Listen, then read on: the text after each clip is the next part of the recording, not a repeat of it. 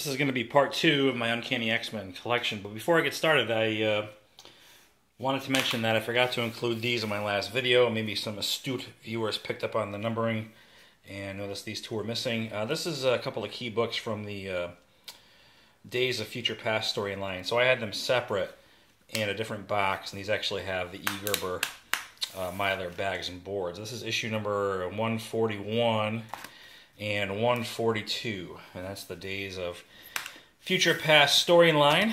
So I do have those. If someone was watching the video and saying, "Hey man, that guy doesn't have 140 and or 141 and 142," I absolutely do have them. And I left off on 274 last week, so here we go with 275, 276. And this was, at the time, a key book because I believe it's when they split off into two titles, this Uncanny X-Men and then Jim Lee's X-Men #1, which I should also do a video of those books. I have about, I don't know, 40 or 50 of them.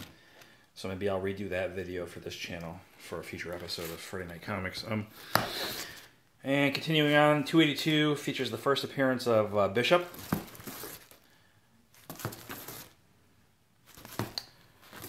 And again, as I'm talking and recording, I'm not really paying attention to the numbering, but fairly certain I do have a straight run up to something. And no books missing out of here because there were none that warranted putting aside in a special Eager bag and board because it was a higher value. These are just pretty much can be found in probably a lot of dollar bins or less. This is what, $2.95, so coming up on $300 here, and I believe it has one of those chromium covers, which were pretty typical for the era. $2.99, and yes, indeed, has that shiny sort of. This is pretty commonplace back in the 90s. I want to say what, mid-90s, early to mid-90s. So 30 years of X-Men. This would have been, yeah, 1993.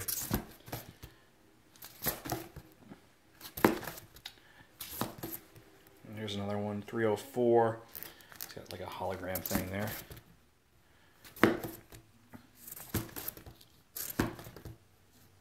307, 308, 309, 10, 311. A lot of these I acquired. I used to have a monthly subscription to Marvel. You could subscribe like you subscribe to a magazine, and these would show up in the mail. And honestly, they didn't come very well protected. I think many of them came just in like a brown paper form-fitted sleeve. And then later on, like a poly bag with a very thin piece of board with it. Surprisingly, did not suffer really any issues or any damage. But I can imagine if you had a smaller mailbox, then the mailman would probably fold them in half or do whatever he had to do to get them to fit. Fortunately, at the time, my mailbox was big enough. This is Generation Next 316, 317. And what happened here? 317, is that 318? Yeah, 318 and 319. I got 2 issues of that. I'm not sure how or why. X-Men 22, just making sure I have a straight run. And a lot of these would show up, and I don't even know if I've read the last 40 I've shown here. Might have stopped reading around 290 or so, but it's been so long. It's kind of a cool cover.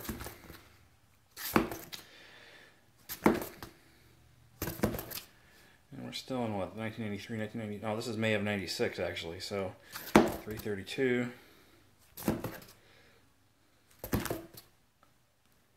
Age of Apocalypse. Alright, so at this point, something happened that I didn't particularly care for. They went off into, alright, so this is the last issue of Uncanny, and then it became The Amazing X-Men, and they changed all the titles for a few months.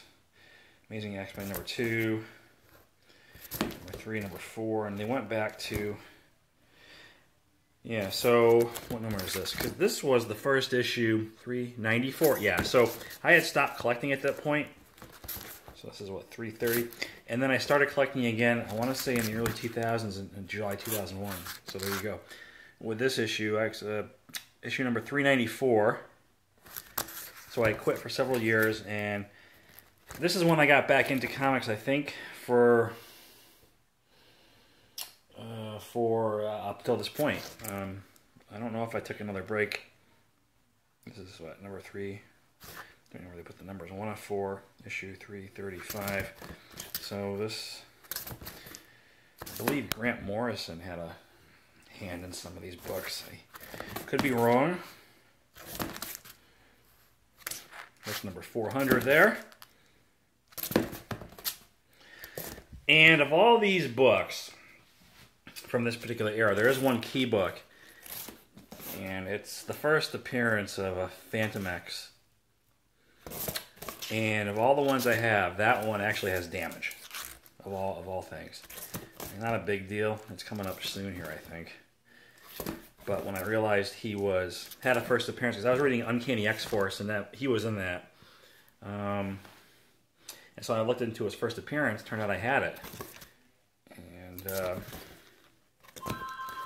thought it was in here somewhere. There's the annual. Huh. You know, I might have taken it out and put it somewhere else. But that's it. So I basically stopped with the Uncanny X-Men at 414. And yeah, that's where I gave up. So there's the annual, and this is the first appearance of Rogue. I should probably put this somewhere else. I got some bullshit back here as fillers. So anyway, that is it. That is my run. Part 2. Featuring issues 274 up to, what, 414, with a little bit of a gap in there from when I stopped collecting. And that'll do it for the Uncanny X-Men part of my collection. Thanks for watching. I'll see you guys next time.